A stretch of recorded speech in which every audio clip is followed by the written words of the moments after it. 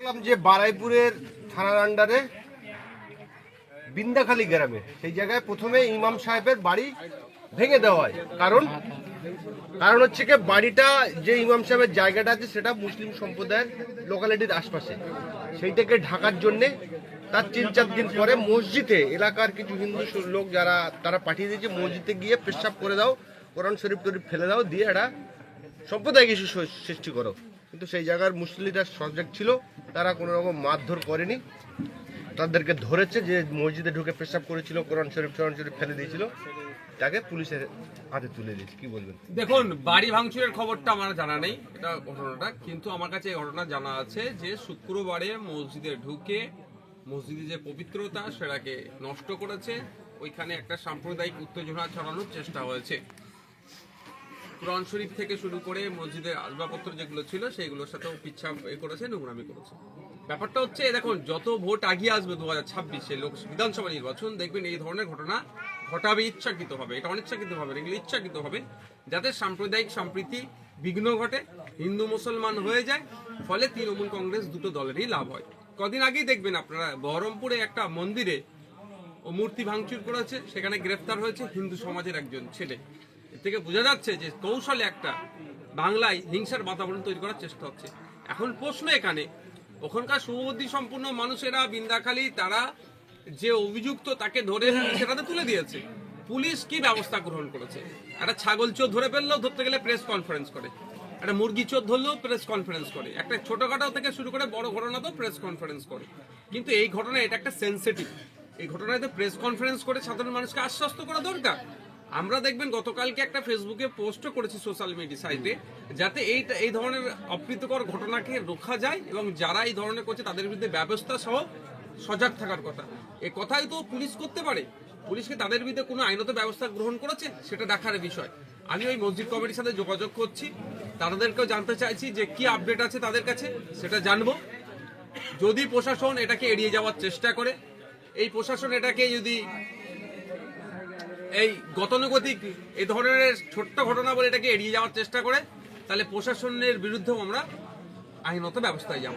তবে দুর্ভাগ্যের বিষয়, আমি আপনাদের একটা কথা বলতে পারি, দেখুন যে শুভেন্দু অধিকারী, যে সুকান্ত মজুমদাররা রাত দিন একটা সম্প্রদায় তথা মুসলিমকে টার্গেট করে এই ধরনের অবাঞ্ছিত মন্তব্য করছে, তাদের বিরুদ্ধে দেখবেন তৃণমূলের পরিচালিত রাজ্য সরকারের প্রশাসন কোনো ব্যবস্থা গ্রহণ করছে না। কারণ তারা মনে মনে হাসছে, যত মুসলমানদের বিরুদ্ধে বলবে তৃণমূলে তত ভোট বাড়বে। এইগুলো একটা তাদের চক্রান্তের হয়তো একটা পার্ট হতে পারে। মুসলিমদেরকে ভয় দেখানো হবে, মসজিদে এই ধরনের নোংরামি করবে, যে করবে তার বিরুদ্ধে প্রশাসন ব্যবস্থা গ্রহণ করবে না। আর ব্যবস্থা গ্রহণ করলে দেবেন জামিনযোগ্য ধারায় মামলা দিয়ে দেবে, এটা জামিনের যোগ্য ধারায় মামলা দিতে হবে। এটা দুটো সম্প্রদায়ের মধ্যে আপনার যাতে অশান্তি তৈরি হয় এই পরিকল্পনা, এটা এদের বিরুদ্ধে তো রাষ্ট্রদ্রোহী মামলা হওয়া দরকার। দেশের যে সম্প্রীতি, যে ঐক্য সেকুলারিজমের উপর এরা আঘাত দিচ্ছে। কিন্তু দুর্ভাগ্যের বিষয়, এখনো পর্যন্ত আমার কাছে কোনো খবর নাই যে প্রশাসন কি ব্যবস্থা নিয়েছে। প্রশাসনের উচিত ছিল তড়িঘড়ি এদের বিরুদ্ধে ব্যবস্থা নিয়ে তদন্ত করার জন্য আইপিএস র্যাঙ্কের কোনো অফিসারকে এখানে রিক্রুট করা যেটাই বলুন না কেন, মানে এখানে একটা অফিসারের নেতৃত্বে হওয়া, যাতে এই ধরনের ঘটনা যারা ঘটিয়েছে তাদের বিরুদ্ধে কড়া ব্যবস্থা নেওয়া যায়। কিন্তু দুর্ভাগ্যের বিষয়, এই ধরনের ঘটনা ঘটছে না, এই ধরনের মানে কোনো অ্যাকশনই নিচ্ছে না। অভিযোগ করছেন এলাকার মানুষ যে যারা ঘর ভাঙছিল তাদেরকে প্রশাসন না তাড়িয়ে, প্রশাসন এবং জনপ্রতিনিধি পঞ্চায়েত প্রধান উপস্থিত ছিল, তাদেরকে না তাড়িয়ে যারা বাড়িটা ভাঙতে রোধ করতে চেয়েছিল তাদেরকে তাড়িয়ে ফাঁকা করে দিয়েছে। এটা তো স্বাভাবিক, এটা যতদিন না বুঝতে পারবে, আমি কোড আন করে বলছি মুসলমানদের নাম ধরে, যদি এটা যতদিন না মুসলমানরা বুঝতে পারবে তাদের দুরবস্থা কাটবে না। আমি এত জায়গা দেখুন, আমার কাছে ভিডিও আছে শ্যামপুরের ঘটনা। শ্যামপুরে হযরত মুহাম্মদ সাল্লাল্লাহু আলাইহি ওয়াসাল্লামের ছবিকে কেন্দ্র করে একটা, এই যে ছবিটা আছে মানে তার 2 দিন আগে থেকে প্রশাসনকে জানানো হয়েছে, প্রশাসন কোনো ব্যবস্থা গ্রহণ করেনি। তাহলে চাইছিল এই ধরনের একটা পরিবেশ হোক। তারপরে এই ঘটনা ঘটে যখন একটা অপ্রীতিকর ঘটনা ঘটলো, তারপরে আমার কাছে ভিডিও আছে, আমি পুলিশের উচ্চকর্তাকে দিয়ে পাঠিয়ে বলেছিলাম যে শ্যামপুর নিয়ে চুপ আছি মানে এটা নয় আমরা চাই যে কোনো ধরনের অশান্তি না হয়, কিন্তু এই ভিডিও পাঠিয়ে দেখেছিলাম যে সেখানে পুলিশ থাকা অবস্থায় অন্য একটা সমাজের মানুষ এসে ভিন্ন সমাজের মানুষের উপর আক্রমণ করছে। এ ধরনের ঘটনা ঘটে যাচ্ছে। আপনি এই প্রধানের কথা বললেন, ওই প্রধানই যদি জিজ্ঞাসা দেখা যায় ওই প্রধানের সাথে বিজেপির কত ভালো সম্পর্ক আছে দেখবে, তো তৃণমূলের প্রধান তো তিনি শাসক দলের প্রধান। বিজেপির সাথে কত ভালো সম্পর্ক আছে, মিলেমিশে শেষ দলে কাজ করছে। উলুবেড়িয়া বাউরিয়াতে একটা শুনলাম এটা নাকি মাজারকে কেন্দ্র করে কি হয়েছে, তৃণমূলের যিনি নেতা বিজেপির ছেলেদেরকে সাথে নিয়ে নাকি এগুলো ভাঙচুর চালিয়েছে, এই ধরনের অভিযোগ আছে ফেসবুকে দেখছিলাম। শতাধিক মানুষের বিরুদ্ধে অভিযোগ থাকলেও একজনকেও গ্রেপ্তার করা হয়নি। ঘর জ্বালানো, বাড়ি ভাঙা, কিন্তু ঘর জ্বালানো মামলাটা কত মারাত্মক মামলা আমরা জানি, জামিন অযোগ্য ধারায়, কিন্তু কেন হচ্ছে না? গ্রেপ্তার করার দায়িত্ব তো আমার নয়, গ্রেফতার করার দায়িত্ব হচ্ছে সরকারের, প্রশাসনের, তারা কেন করছে না? আমি আবারও বলছি, শুধুমাত্র ভোটের সময় মুসলিম প্রীতি, মুসলিম ভালোবাসা এদের মনে জেগে ওঠে। ভোটের পরে সব থেকে বেশি আক্রান্ত মুসলমানরা হয়, সব থেকে বেশি শোষিত হয় মুসলমানরা, সব থেকে বেশি বঞ্চিত হয় মুসলমানরা।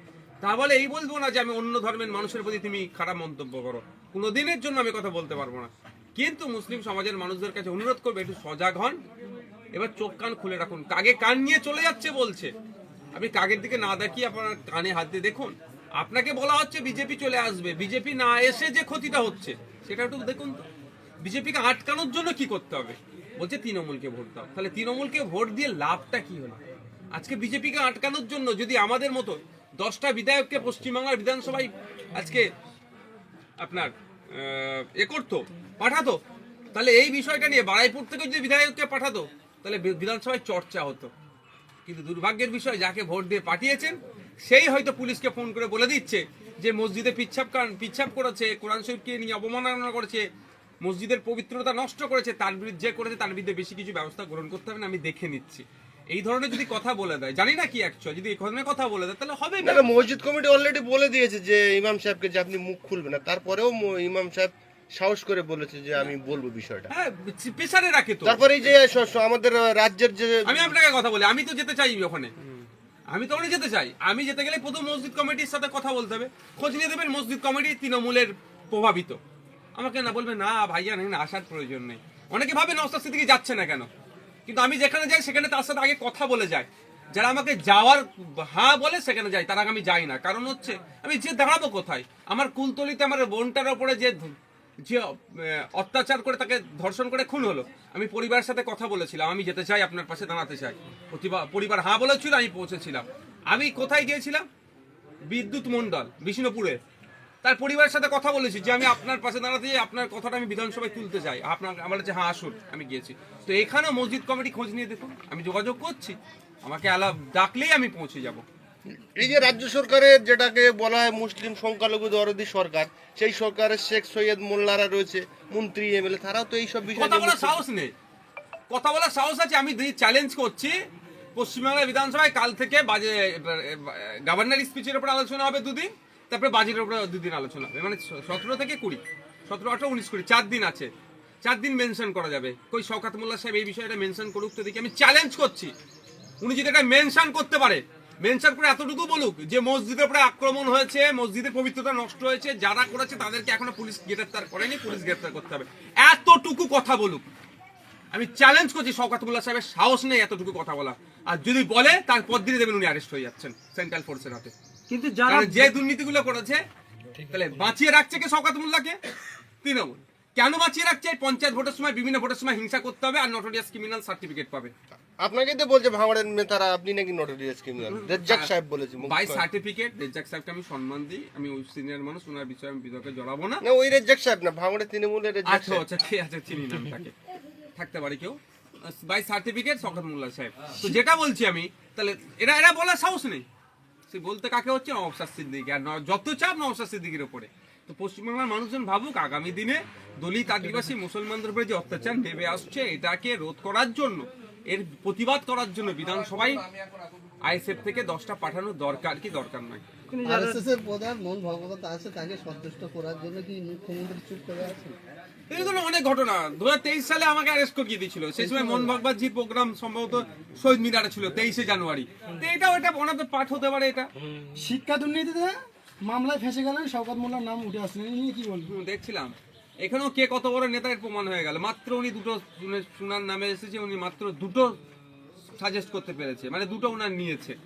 মানে উনি কত বড় নেতা নিজেকে ভাবলো, কিন্তু এতটুকু নেতা। অনেকের নাম এসেছে, কিন্তু শেষ পর্যন্ত কি হবে সেটাই দেখার বিষয়। আর ওই দুজন সোনার রত্ন দুটো কে যাদের নাম সাজেস্ট করেছে তাদের নামটা যাতে এক্সপোজ হয়, পাবলিক ডোমিনে আসে, এটার অপেক্ষা আমি আছি।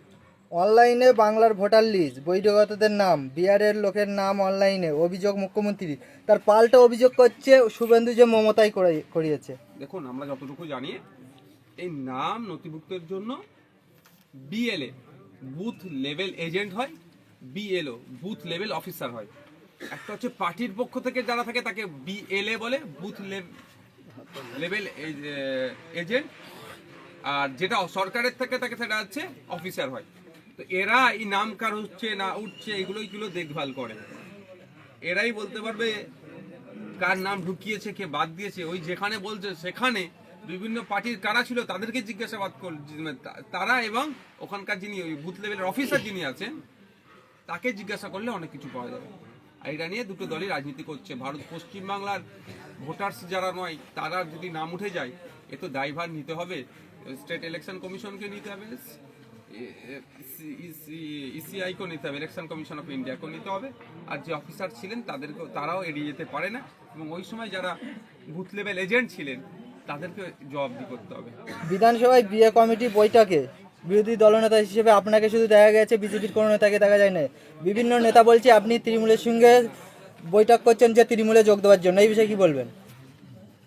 আজকে একটা পোস্ট দেখলাম আস্তে আস্তে গাড়িতে, ভয়ঙ্কর পোস্ট। সেই পোস্টটা সবটাই আমি বলতে পারবো না, ছেলেদের ওরা মেয়েদের উদাহরণ দিয়েছিল। ধরুন না, আপনার ছেলে, মানে যারা বলছে তাদের উদ্দেশ্যে বলছি, আপনার ছেলে বাসে উঠেছে, কোন একটা লোকের বয়স্ক লোকের পাশে বসেছে, তাহলে কি আমরা ধরে নেবো ওইটা ওই না ছেলের জন্মদাতা পিতা? ওইটা কি সম্ভব? আমি কোথায়, আমি মমতা ব্যানার্জির কালীঘাটের বাড়িতেও যাইনি, আমি আমার অধিকার নিয়ে বসেছি ওখানে। আমার অধিকারটা কি ভাঙড়ের মানুষ আমাকে দিয়েছে অ্যাজ এ এমএলএ। আমি এমএলএ হিসাবে এবং আমি একটা কমিটির চেয়ারম্যান আছি, আমার রাইট আছে বিজনেস অ্যাডভাইজারি কমিটিতে বসার। বিজেপি যাই না বলে আমাকে যেতে হবে না এটা বলতে পারবো না আমি। শুভেন্দু অধিকারী যাবেন কি যাবেন না তাটা তিনি বিজেপি বুঝবে, নওশাদ সিদ্দিকী যাবে কি যাবে না ওটা বিজেপি ঠিক করে দিতে পারে না। আমার মনে হয়েছে, এবং আমি মনে হয় আমার বাস্তব, যে আগামী দিনে বিধানসভাগুলো কেমন ভাবে চলবে, কত ঘন্টা আলোচনা চলবে, কি আলোচনা হবে, সেইটা যেখানে ডিসকাস হচ্ছে সেখানে আমার উপস্থিত থাকা একান্ত কাম্য।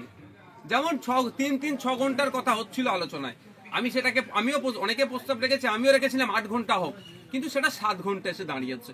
তো আমি সেটা আমার প্রস্তাব রেখেছি, তো আমি ওখান থেকে ওখানে উপস্থিতি করে, মানে কেউ যদি মনে করে আমি তৃণমূলে নাম লিখিয়ে দিচ্ছি, তাহলে ওই ছাগল, যে কোনো ছাগল দেখলেই নানির ছাগল মতো হয়ে যাচ্ছে না, যে ছাগলই দেখছে বলছে নানির ছাগল। এই অবস্থা হচ্ছে তৃণমূলের হয়ে গেছে এখন। ভাইজান, আপনি ঠিক বলেছিলেন যে ঠিক আমার এমএলএ কোটা শেষ হওয়ার আগে আমি যে টাকাটা পাই, কোথায় কি খরচা করেছি আমি খামে করে সাধারণ মানুষের মাঝে পৌঁছাবো, বাড়িতে পৌঁছে দেওয়ার চেষ্টা করবো। বাড়িতে না সম্ভব হলেও বড় বড় ব্যানার করে মোড়ে লাগিয়ে দেবো, বুথে লাগিয়ে দেবো বলেছি। বিরোধীরা প্রশ্ন শুরু করে দিয়েছেন, দেখতে 26। আমি বলেছি ধৈর্য ধরুন, আমার পিরিয়ড শেষ হওয়ার আগেই আমি করে দেবো, চাপ নিতে হবে না বিরোধীদেরকে, অত টেনশন নিতে হবে না আমারটা নিয়ে। সত্যি কি 600 মাদ্রাসা বাড়ানোর দাবি উঠেছিল? এই সম্পূর্ণ অসত্য কথা এটা। 300 মাদ্রাসাতে আমি এই বিষয়ে ক্লিয়ার করে দিয়েছি, আবার বলছি, 300 মাদ্রাসা যে আছে সেখানে 600 স্মার্ট ক্লাসরুম হবে। এইটা অনুমোদন পেয়েছে, কবে হবে বলতে পারবো না, 2031 সালে হবে না 2100 সালে হবে না 3500 সালে হবে বলতে পারবো না, কারণ তৃণমূল এর আগে অনেক বলছে হবে। 605টা হোস্টেল নির্মাণ হবে, অনেক হচ্ছে। কর্মতীর্থ 305টা মতো নির্মাণ হবে হচ্ছে, কিন্তু কবে সম্পূর্ণ হবে বোঝা মুশকিল। দেখুন, আমাদের এই ভাঙড় জাগলগাছি অঞ্চলে মাইনরিটি মহিলাদের জন্য গার্লস হোস্টেল নির্মাণ হয়েছে, 5-6 বছর হয়ে গেল, এখনো পর্যন্ত মহিলারা ওখান থেকে পরিষেবা পাচ্ছে না, তো ওখানে থেকে পড়াশোনা করতে পারছে না সংখ্যালঘু মহিলারা। কিন্তু হবে পরিষেবা চালু হবে বলে অনেক গল্প শোনাচ্ছে। তো এই যে 600 স্মার্ট ক্লাসরুম দেবে বলেছে, কবে হবে বোঝা মুশকিল। এখন ভোটে আসছে চলেছে মুসলমানদের মন পাওয়ার জন্য এই সমস্ত কথাগুলো বলছে। আর বিজেপি অর্থাৎ শুভেন্দু অধিকারী মিসগাইড করছে মানুষকে। এই যে আজকে নলমুড়ি প্রোগ্রামে আসলেন, এখানে আর কোথায় যাবেন? আজকে 3টে জায়গায় জনসংযোগ আছে, নলমুড়িতে আছে, জাগলগাছিতে আছে, প্রাণগঞ্জ আছে, নারায়ণপুরে আছে। নারায়ণপুরে আছে আপনার বিবিরাই বিবিরাইটে আছে, প্রাণ এই জাউলগাছি বাগান বাগানাইটে আছে। পুলিশের সহযোগিতা কতটা পাচ্ছে? দেখুন, পুলিশের সহযোগিতা কতটা পাচ্ছি না, পুলিশের সহযোগিতা করতেই হবে তো প্রত্যেকটা নাগরিককে। পুলিশের সহযোগিতা কতটা পাচ্ছেন এই প্রশ্নটা আমার মনে হয় কি করছে, এর আগে আপনি পুলিশকে সহযোগিতা করতেই হবে, এটা মাথায় রাখুন। আপনাকে অনেক সময় মিসগাইড করে, মিসইউজড হয়, আমরা মিসইউজ করবো না পুলিশকে। পুলিশের কাজ হচ্ছে মানুষকে পরিষেবা প্রদান করা। এই যে সমাজ ব্যবস্থা সুষ্ঠুভাবে চলার জন্য পুলিশের একটা অত্যন্ত গুরুত্বপূর্ণ ভূমিকা আছে। অনেক সময় রাজনৈতিকরণের ফলে রাজনীতির নেতাদের চাপে পড়ে ভুল পথে চায়, কিন্তু এখন দেখছি তো ভালোই আছে, আশা করছি এই ভালোই থাকবে। ভাইজান আমার একটা শেষ প্রশ্ন, এখান থেকে কয়েক কিলোমিটার গেলে সে চকমরিচা গ্রামে একজন বৃদ্ধা মহিলা, তার বাড়িতে আমরা গিয়েছিলাম, তিনি একটা ভয়ঙ্কর অভিযোগ করছে যে একদম পাশের বাড়ির পাশে দুতলা ঘর আছে, তিনি ঘরের টাকা পেয়েছেন, কিন্তু তৃণমূলের সঙ্গে রফাদফা হয়েছে, কিন্তু সেই বৃদ্ধ মহিলাটা এখন ঘরের টাকা পাচ্ছে না। অনেক নেতাদেরকেও জানিয়েছে এই বিষয়ে, কি বলবো? তার ডিটেলসটা আমাকে দেন, অ্যাপ্লিকেশন আইডি যদি থাকে আমাকে দেন, সরাসরি আমি নিয়ে মন্ত্রী মহোদয়ের হাতে দিয়ে দেবো। ডিটেলসটা আমাকে দিন।